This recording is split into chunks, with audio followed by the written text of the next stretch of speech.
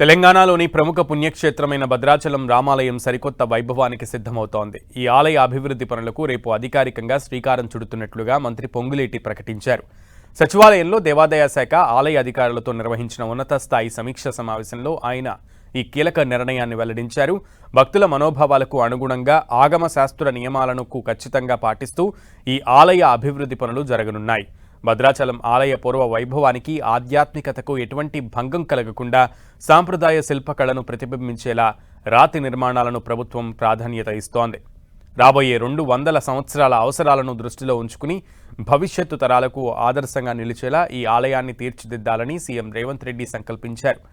ఇందులో కోసం ప్రత్యేకంగా ప్రభుత్వం ఏకంగా 351 కోట్ల రూపాయలను మంజూరు చేసింది. ప్రభుత్వం నిర్దేశించిన గడువులోనే పనులన్నీ పూర్తయ్యేలా ప్రత్యేక కార్యాచరణతో ముందుకు సాగాలని మంత్రి అధికారులను ఆదేశించారు. వచ్చే శ్రీరామనవమి నాటికి నిర్దేశించిన పనులను యుద్ధ ప్రాతిపదికన పూర్తి చేసేలా ముందస్తు ప్రణాళికతో అన్ని పనులను సమాంతరంగా చేపట్టబోతున్నారు. దీంతో భద్రాద్రి రామయ్య క్షేత్రం సరికొత్త ఆధ్యాత్మిక శోభతో భక్తులకు దర్శనమివ్వబోతోంది.